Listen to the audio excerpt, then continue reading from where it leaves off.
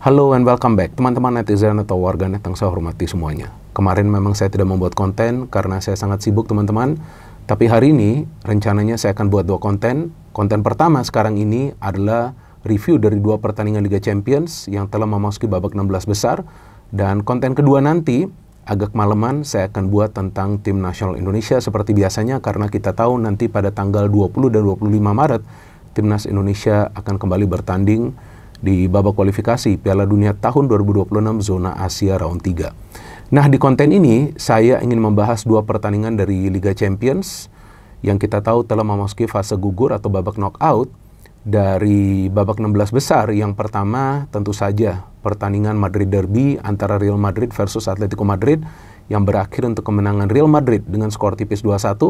Dan yang kedua adalah antara PSV Eindhoven versus Arsenal yang berakhir untuk kemenangan Arsenal dengan skor 1-7. Dengan skor 1-7, dengan skor 1-7. Ya udah 3 kali saja lah ya. Saya infokan kepada teman-teman skor akhir dari pertandingan tersebut. Kalau nanti 7 kali, mungkin teman-teman akan mengatakan Bung Binder lebay. Ya, saya bukannya lebay, tapi saya sendiri kaget. Arsenal tuh bisa menang dengan mencetak 7 gol. Karena yang pertama kita tahu tim ini kesulitan sebetulnya mencetak gol. Karena memang mereka tidak punya striker murni. Dan top skor mereka dan juga top kreator mereka, Kai Havertz dan juga Bukayo Saka absen di pertandingan dini hari tadi. Dan memang jarang sekali ada pertandingan di Liga Champions pada saat formatnya sudah Liga Champions, ada tim tamu yang bisa menang dengan mencetak 7 gol. Artinya nih Arsenal membuat rekor nih. Ya luar biasa sih, dan saya harapkan ya Arsenal bisa melangkah jauh, walaupun nanti ya agak sulit juga bagi mereka jika bertemu Real Madrid atau Atletico Madrid. Tapi dengan bisa mencetak 7 gol di kandang PSV Eindhoven, ini menurut saya merupakan sebuah pencapaian yang fantastis bagi Mikel Arteta sebagai pelatih dari Arsenal. Karena kita tahu di beberapa pertandingan sebelumnya di Liga Premier Inggris, tim ini kesulitan untuk mencetak gol. Artinya ya agak konsisten, walaupun defense mereka memang adalah salah satu yang terbaik lah ya dalam beberapa musim terakhir. Namun kita melihat bahwa para pemain Arsenal mendominasi jalannya pertandingan, dan terkesan mereka seperti latihan saja, karena para pemain PSV tidak bisa memberikan perlawanan sama sekali setelah Arsenal mencetak gol pertama. Tapi nanti saya akan membahas pertandingan ini. Pertama-tama saya ingin membahas pertandingan Madrid Derby yang kita tahu adalah pertandingan yang besar tentunya. Dan 2 tim ini juga pernah bertemu ya sebelumnya di Liga Champions, tapi 2 kali itu di partai final. Kalau nggak salah sekali itu mereka bertemu di semifinal ya, lupa saya. Dan selalu sengitlah pertarungan di antara para pemain dari kedua tim ini. Seperti yang juga terjadi di pertandingan dini hari tadi. Tapi memang saya dari awal sudah feeling kalau mainnya di kandang Madrid, ya kemungkinan Madrid akan menang. Namun saya berharap kalau bisa Madrid menang dengan selisih 2 gol, biar aman nanti dibawa ke kandang Atletico. Tapi menangnya hanya tipis 2-1 nih, masih ngeri-ngeri sedap juga bagi Real Madrid. Tapi memang yang membedakan Real Madrid dengan Atletico Madrid, ya kalau saya melihat adalah mentalitas dari para pemain Real Madrid. Karena sebetulnya nih teman-teman, jujur ya, saya ingin mengatakan bahwa sebetulnya permainan dari Madrid dini hari tadi biasa-biasa saja. Bahkan menurut saya secara taktik permainan Atletico itu lebih unggul. Walaupun Atletico sulit sekali menciptakan peluang, tapi mereka sebetulnya bisa mengatur yang namanya ritme permainan.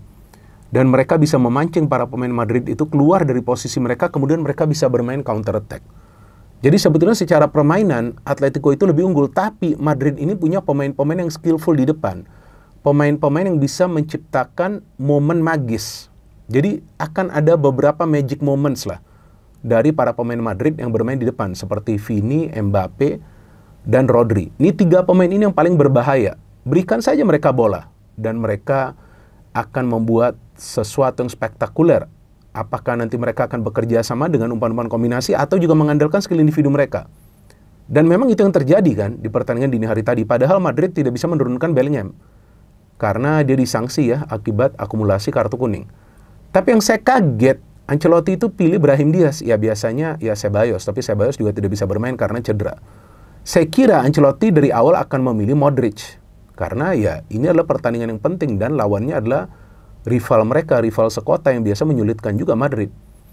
Tapi ternyata menurunkan Camavinga, kemudian Tchouaméni dan Brahim Diaz berhasil juga. Padahal kita tahu nih, dari segi pergerakan ya Brahim Diaz bagus, tapi kadang-kadang dia juga sering kehilangan momen atau sering kehilangan penguasaan bola. Tapi Saya melihat Brahim Diaz nih adalah pemain yang bisa menjadi penghubung antara lini tengah ke lini depan. Karena kalau Tchouaméni dan Camavinga itu lebih banyak memberikan passing, tapi Brahim ini bisa bergerak cepat. Nah, itu juga yang biasa membingungkan para pemain tim lawan. Dan Atletico kita tahu punya defense yang kuat, kipernya saja Oblak bagus. Tapi Atletico ini punya kesulitan untuk bisa berduel di tengah. Karena beberapa kali kita melihat bahwa mereka tuh kalah dari perebutan bola ya, bukan penguasaan bola, dari perebutan bola pada saat Camavinga dan Tchouaméni itu melakukan pressing. Maka itu saya pikir Camavinga dan Tchouaméni ini sebetulnya lebih baik dimainkan di tengah. Memang sih karena krisis back, kadang-kadang Tchouaméni bahkan sebelumnya tuh Camavinga pernah bermain di posisi back ya. Bahkan Camavinga kalau salah back kiri juga pernah bermain. Tapi mereka sering out of position. Tapi kalau di tengah, dua pemain ini sangat dominan. Dan Madrid lagi-lagi tidak bisa memainkan fullback sebelah kanan yang natural. Tapi kali ini ada Valverde. Ini sangat penting nih kapten tim. Wah, kalau Valverde gak main, saya gak yakin Madrid bisa menang. Dari flow of the game memang Madrid ya seperti biasalah. Ya, mereka nggak mau langsung main kencang karena mereka tahu pertandingan ini 90 menit. Kalau memang harus menunggu sampai menit 80 gak masalah. Tapi kacaukan pikiran para pemain tim lawan dengan bermain possession di area pertahanan sendiri. Maka itu jika teman-teman perhatikan banyak umpan-umpan direct pass itu atau umpan-umpan yang akurat itu diberikan oleh para pemain Madrid dari lini pertahanan. Ada Asensio, ada Valverde, dan juga di sebelah kiri ada Mendy yang mendadak mainnya bagus sekali. Pemain yang sangat skillful di pertandingan dini hari tadi. Dia juga yang memberikan assist kepada Brahim Diaz dan dia juga yang hampir mencetak gol bagi Madrid. Dia sampai punya satu peluang yang berbahaya itu di babak kedua ya. Kalau nggak salah pada saat dia ikut maju mendukung serangan dan banyak sekali umpan-umpan dia tuh akurat. Bahkan saya melihat dua fullback dari Madrid lebih unggul daripada dua fullback dari Atletico Madrid. Nah, saya kan nggak berapa hafal ya pemain dari Atletico Madrid ya. Yang saya lihat nih fullback mereka nih yang sebelah kiri ini kewalahan. Nah, ini namanya adalah Galan ya. Dia kewalahan sekali menghadapi Rodrigo. Dan memang kita melihat bahwa Rodrigo itu pada saat mendapatkan bola dari Valverde, dia melakukan cutting inside. Memang dia punya kecepatan ya. Ini umpannya dari Valverde juga berkelas, tapi finishnya memang luar biasa. Saya kaget loh. Itu si Rodrigo bisa mencetak gol. Saya kira dia akan passing. Tapi memang saya menunggu kombinasi antara Mbappe dengan Vini. Ada tuh sekali tuh. Yang Vini mendapatkan peluang mencetak gol. Tapi setelah itu mereka gak banyak bekerja sama. Lebih banyak berlari ke ruang terbuka. Tapi bola jarang nyampe. Jadi Atletico ini dalam defense memang bagus. Sampai akhirnya mereka bisa mencetak gol melalui skill individu dari Alvarez. Wah, gol ini luar biasa sih. Galan yang bisa memberikan dia umpan ya. Dan Camavinga yang kewalahan ya menghadapi skill individu dari Alvarez yang memang lagi on fire. Satu sama, wah saya pikir nih kemungkinan draw nih pertandingan. Karena Atletico para pemainnya tambah confidence-nya. Mereka lebih berani menyerang. Dan mereka perlahan-lahan bisa menciptakan beberapa peluang yang berbahaya. Tapi Madrid setiap kali bola itu nyampe ke lini depan, wah selalu sajalah serangan mereka tuh berbahaya. Walaupun saya tidak melihat peran yang besar dari Mbappe di pertandingan dini hari tadi. Tapi at least Mbappe adalah pemain yang melakukan pergerakan tanpa bola yang mengganggu konsentrasi dari para pemain Atletico Madrid. Sebelum akhirnya Vini Junior yang saya melihat lebih dominan ya di pertandingan dini hari tadi ya daripada Mbappe ya. Dia bisa bekerja sama dengan Mendy dan juga dengan Diaz. Dan Diaz bisa mencetak gol yang indah dengan skill individunya. Ini seperti kita kalau main PS nih. Ya kan main PS, pemain gocek, ya kan terus shooting gol. Wah luar biasa ini golnya, di luar dugaan saya. Tapi Atletico saya melihat setelah itu main direct pass jago juga loh.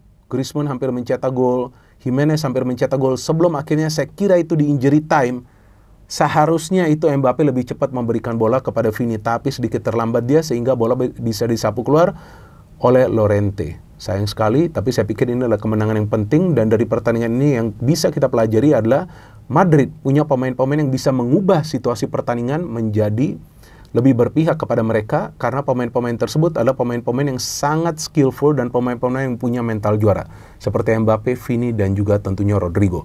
Dan sekarang saya ingin membahas pertandingan kedua antara PSV Eindhoven versus Arsenal.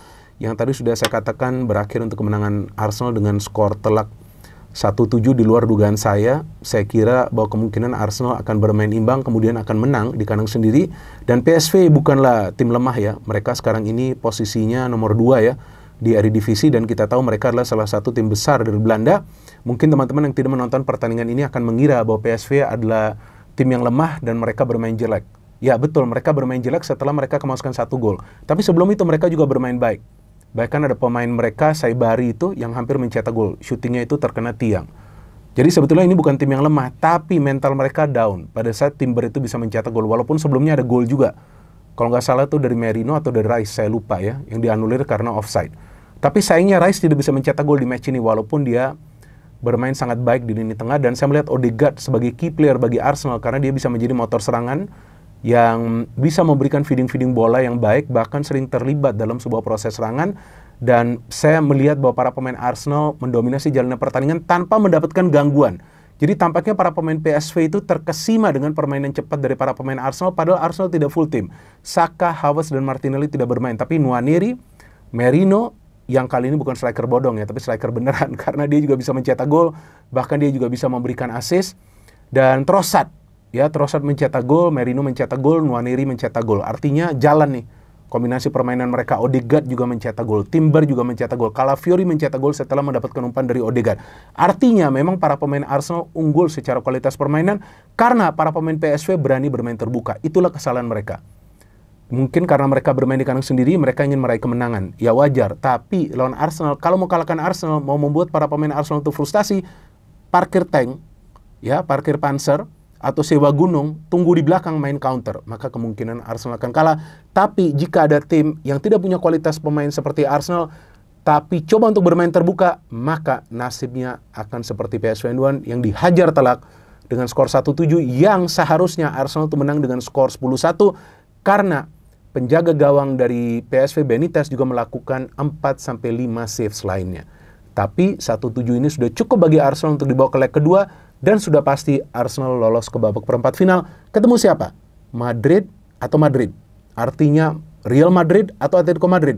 Saya harapkan ketemu Real Madrid agar dua tim yang saya support sejak tahun 1990 akan bisa berduel di babak perempat final. Akan seru teman-teman, second leg kedua dari Madrid Derby. Kita tunggu nanti pertandingan leg kedua, kalau nggak salah pada tanggal 13 Maret. No hate, no politics, only football. Salam sepak bola.